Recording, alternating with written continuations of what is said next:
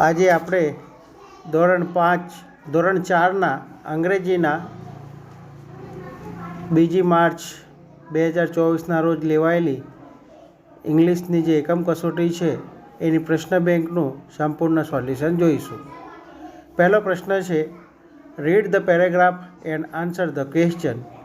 Paragraph એટલે કે ફકરો વાંચવાનો છે અને પ્રશ્નના જવાબ આપવાના છે. આપણે પહેલો ફકરો વાંચીશું. ફકરાની અંદર, hello, I am Ronak, meet my friend Paras, he is 14 years old, is tall and handsome, he is very clever, he is good at singing, he likes reading stories and playing cricket, I love my friend very much. પ્રશ્ન number 1 છે, who is રોનક્સ friend? રોનકનો મિત્ર કોણ છે? તો પારસ is રોનક્સ friend. પારસ છે એ રોનકનો મિત્ર છે. પહેલો પ્રશ્નનો જવાબ. બીજો પ્રશ્ન છે, હાઉ ઓલ્ડ ઇઝ પારસ? મતલબ કે પારસની ઉંમર કેટલી છે? તો પારસ ઇઝ 14 years old, એટલે કે પારસ 14 વર્ષનો છે. આગળ છે ત્રીજું, પારસ ઇઝ ટોલ એન્ડ ખાલી જગ્યા. તો ટોલ એન્ડ હેન્ડસમ, તો ખાલી જગ્યાની અંદર આ હેન્ડસમ છે એ હેન્ડસમ લખવાનું છે. ચોથું છે, Ronak friends is clever, true or false? તો રોનકનો મિત્ર છે એ હોશિયાર છે, તો સાચું કે ખોટું? તો લખવાનું છે ખરું, એટલે આપણે ટ્રુ લખી દીધું. ત્યાર પછી પાંચમો પ્રશ્ન છે, find out the opposite words for young. યંગનો વિરોધી શબ્દ. ઓપોઝિટ વર્ડ્સ એટલે કે વિરોધી શબ્દ. એનો વિરોધી શબ્દ શું થાય? તો એનો વિરોધી શબ્દ થાય છે ઓલ્ડ. તો આ ઓલ્ડ લખ્યું. આગળ નેક્સ્ટ ફકરો. બીજો ફકરો છે, the Narmada is a river, it is a lifeline of Gujarat and Madhya Pradesh, it is also known as Rewa, is the 5th longest river in India. The Narmada river originates from Amarkantak in Madhya Pradesh. The Narmada is 1312 kilometers long. કહેવાનો મતલબ છે, નર્મદા નદી છે એ ગુજરાત અને મધ્યપ્રદેશની જીવાદોરી છે. એને બીજી રેવાના નામથી ઓળખાય છે. એ 5મા નંબરની લાંબી નદી છે ભારતની, અને એ અમરકંટકના મધ્યપ્રદેશમાંથી અમરકંટકમાંથી આવે છે અને 1312 કિલોમીટર એ લાંબી છે. પહેલો પ્રશ્ન છે, find out the another name in the Narmada river. Narmada નદીનું બીજું નામ. તો another name of Narmada is Reva. તો એનું નામ છે રેવા. બીજો પ્રશ્ન, what is the length of the Narmada river? Narmada નદીનું બીજું લંબાઈ કેટલી છે? તો length of the Narmada river is 1312 kilometre, 1312 kilometre છે. ત્રીજો પ્રશ્ન છે, the Narmada is lifeline of Madhya Pradesh and ખાલી જગ્યા. તો મધ્યપ્રદેશ અને બીજી કોની છે જીવાદોરી લાઇફલાઇન? એટલે તો એ ગુજરાતની. તો આ ગુજરાત, અહીં આગળ ગુજરાત અહીં લખશો તોય ચાલશે, નીચે લખશો તો પણ ચાલશે. The Narmada is the 3rd longest river in India, true and false? તો એ 3જા નંબરની નદી છે લાંબી? તો કે ના, એ ખોટું વાક્ય છે, તો ફોલ્સ લખવાનું છે. આગળ છે, find out the opposite word of for shortest. Shortest એટલે ટૂંકી. ટૂંકાનું વિરોધી શબ્દ લખવાનું છે લોંગેસ્ટ. તો આ લોંગેસ્ટ છે એટલે લખી દીધું. આગળનો ફકરો આપણે વાંચીએ. તો આગળનો ફકરો છે, Ramesh woke up at 6 a.m. He brushed his teeth. His mother made healthy breakfast. He completed his homework. He went to school. His teacher told them a story. He the story. He read the story. He enjoyed a lot at school. He returned home. His father cooked dinner for them. They watched a movie for life. આગળના પ્રશ્નો છે હું wax up 6 AM 6 વાગે કોણ ઉઠે છે? તો Ramesh woke up 6 AM, તો રમેશ 6 વાગે ઉઠે છે. બીજો પ્રશ્ન છે what did Ramesh mothers make for him? રમેશની માતા શું બનાવે છે? તો Ramesh mother make healthy breakfast for him, તેના માટે તે નાસ્તો બનાવે છે.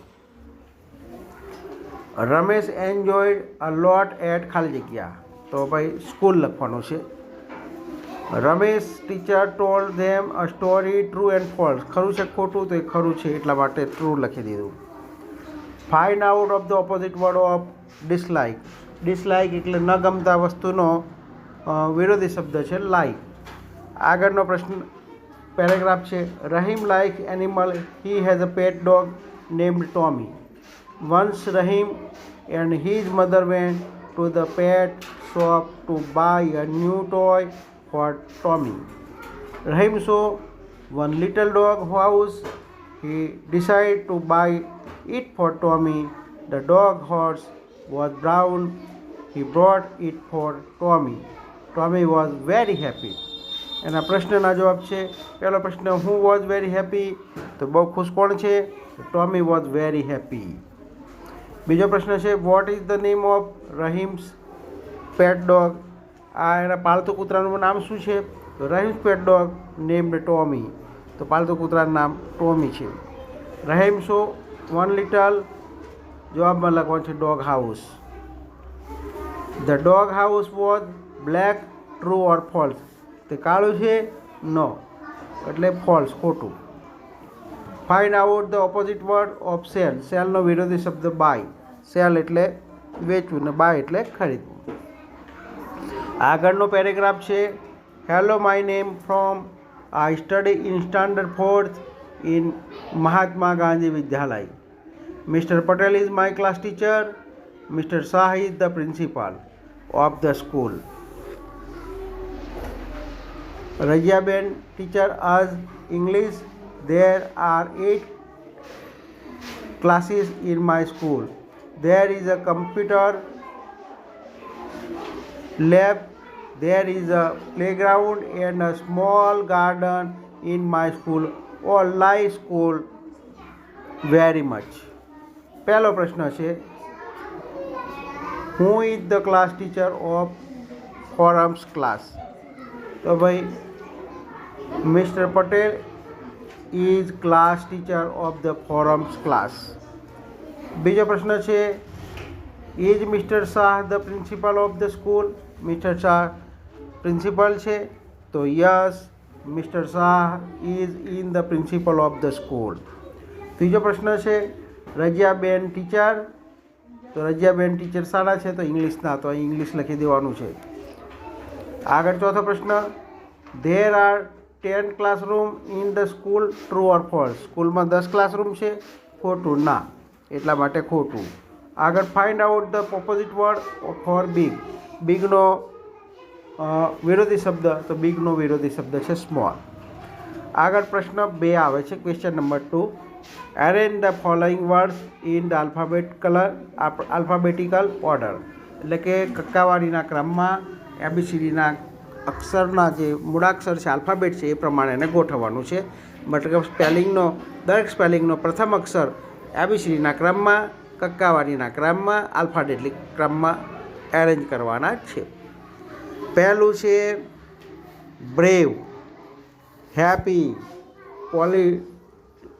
પોલીલાઇટ, કાઇન્ડ અને ફ્રેન્ડલી.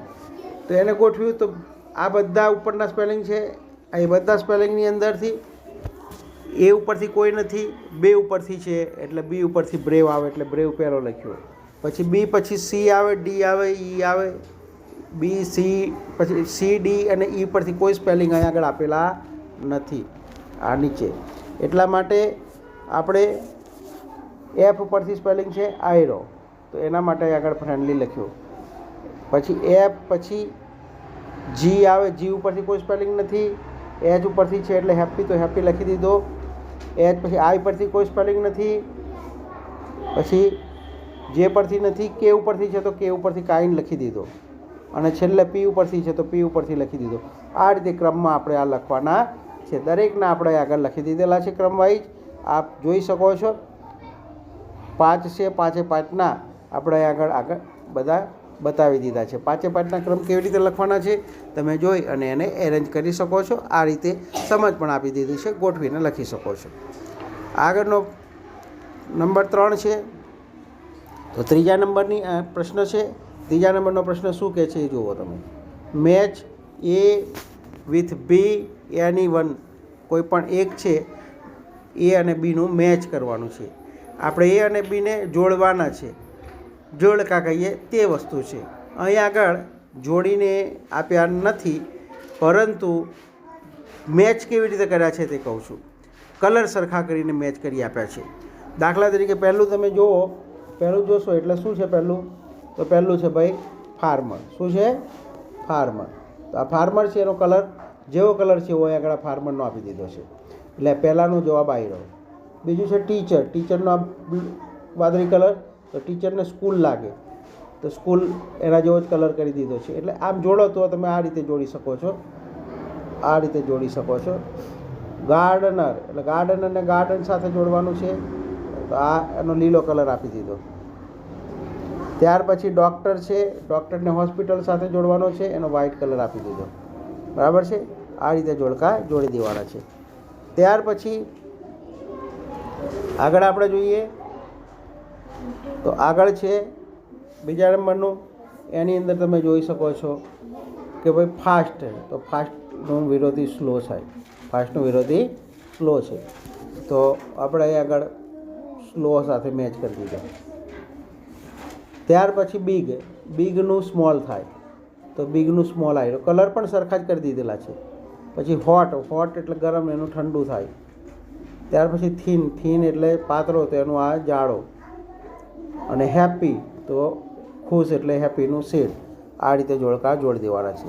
ત્યાર પછી ક્રો, ક્રો એટલે કાગડો, કાગડો બ્લેક, કાગડાનો રંગ બ્લેક. પછી પેરોટ, પેરોટ ગ્રીન, એટલે આ કલર પણ સરખા કરી દીધા છે. આ જોડકા પણ આપું છું. રેબિટ એટલે સસલું, સસલું કેવું હોય? વ્હાઇટ, તો આ વ્હાઇટ કલર આપે. ત્યાર પછી પીકોક કલરફુલ, એટલે આ કલરિંગ. અને લાયન એટલે સિંહ છે, સિંહ છે ઓરેન્જ કલરનો, એટલે ઓરેન્જ સાથે મેચ કરી દીધું. ત્યાર પછી છે આગળનું જોડકું. આ રીતે દરેક કલર વાઇઝ આપણે અહીં સેટિંગ કરી અને તમને સરખા કલરવાળા છે એના જવાબો છે એ બતાવી દીધા છે. ત્યાર પછી પ્રશ્ન નંબર 4 છે. પ્રશ્ન નંબર 4ની અંદર તમે જોઈ શકો છો કે જોડકા છે, આપણે ખાલી જગ્યા છે, તો તમારે ખાલી જગ્યા પૂરવાની છે. ખાલી જગ્યા પણ કેવી રીતે પૂરવાની છે એ પણ તમને કહી દઉં કે ભાઈ આ ઉપર આપેલું છે એનો કૌંસ, બ્રેકેટ આપેલું છે. આ બ્રેકેટની અંદર જોઈ અને તમારે તમામ ખાલી જગ્યાઓ માટે આ એક જ બ્રેકેટ છે, જે તમે વિભાગ A, B, C, D બધા ગમે તેના માટે લઈ શકો, પણ જવાબ આ કૌંસમાંથી જ તમારે આપવાના રહેશે. તમે ગમે તે વિભાગ પસંદ કર્યો હોય. પહેલો છે વોટ, પછી વેન, વેર, હાઉ મેની ને હું. આવા 5 છે. તો પહેલાંનો જવાબ છે અહીં આગળ આપી દીધેલા છે. તો ખાલી જગ્યા ઇઝ ડ્રાઇવિંગ કાર, તો હું ઇઝ ડ્રાઇવિંગ કાર, તો આગળ હું લખી દીધો. ત્યાર બીજી ખાલી જગ્યા, બીજી નીચે જતી રહી છે બોલવા. બરાબર છે? વોટ, વેર, પહેલાંમાં હું છે, બીજામાં વેર છે. ત્રીજી ખાલી જગ્યા છે, આ જરાક ભૂલમાં છે. Where is Ram going, 3 number અપાઈ ગયો છે. વોટ ઇઝ યોર નેમ, તો તમારું નામ શું છે. અને how many players are playing, રમતમાં કેટલા ખેલાડીઓ છે. તો આ રીતે. અને 5મું છે ખાલી જગ્યા do you go to park, પાર્કમાં કોણ જાય છે, તો વેન શબ્દ આવે છે. તો આ રીતે શબ્દો ગોઠવવાના છે. તો શબ્દ પહેલો છે તમને આગળ દેખાય એવી રીતે જ રાખું છું કે what, when, where, how many અને હું. આટલા ઉપરથી તમારે જવાબ લખવાના છે. તો આ તરત બધામાં લખી દીધા છે, તમે અહીં જોઈ શકો છો. બરાબર છે? તો દરેકના જવાબ અહીં આગળ દરેક વિભાગના આપી દીધા છે શું થાય છે. ત્યાર પછી તમે આગળ જોઈ શકો કે ભાઈ આ રીતે પ્રશ્ન 5મો આપેલો છે. પ્રશ્ન 5મી અંદર યસ્ટરડે અને ટુડે એટલે ગઈકાલે અને આજે આ વિશે એની નીચે દરેકની નીચે એક ફકરા જેવા મતલબ કે વાક્યો આપેલા છે. એ વાક્યોમાંથી કયું વાક્ય યસ્ટરડેને લાગે છે અને કયું વાક્ય ટુડેને લાગે છે એ તમારે લખવાનું છે. આ વાંચો એટલે યસ્ટરડે વોઝ સન્ડે, ગઈકાલે રવિવાર હતો, તો યસ્ટરડે વાળામાં જ એ લાગશે. બીજું છે ટુડે ઇઝ સન્ડે, ટુડે એટલે આ ટુડેવાળું કૌંસ છે જોડકું ભાગ, તો એમાં ટુડે ઇઝ સન્ડે એટલે અહીં આગળ લખવાનું છે. ત્યાર પછી છે ત્રીજું આઈ વોઝ હેપી, હું ખુશ, વોઝ છે એટલે વોઝ એટલે ભૂતકાળ થયો, તો અહીં આગળ યસ્ટરડેમાં આવશે. ત્યાર પછી ત્રીજું છે મીના ઇઝ સેડ, મીના ઉદાસ છે, તો એ અહીં આગળ આવી ગયું. અને છેલ્લે છે દે આર ટ્રાયડ, તો એ અહીં આગળ આવશે. એની પર તે લાગ્યો ભૂતકાળ છે એટલે બરાબર છે. તો આ રીતે તમારે ભૂતકાળના વાક્ય પહેલાંમાં લખવાના છે અને વર્તમાનના વાક્યો છે એટલે કે આજના વાક્યો છે એ જમણી બાજુ લખવાના છે. આ રીતે દરેક ફકરા આપેલા છે નીચે અને એના જવાબો અહીં આગળ ઉપર આપી દીધેલા છે. તમે બધા ફકરા અહીંથી જોઈ લો અને એના અહીં આગળ જવાબો આપેલા છે. 5 ફકરાના તમે જોઈ અને ભૂતકાળના વાક્યો છે પહેલાં લાઈનમાં લખવાના છે અને આજના એટલે કે વર્તમાનના વાક્યો છે એ જમણી બાજુના કોલમમાં કોઠામાં લખવાના છે. આવજો બાળ દોસ્તો, અહીં આગળ આપણો ગણિતનું સોલ્યુશન પૂર્ણ થાય છે.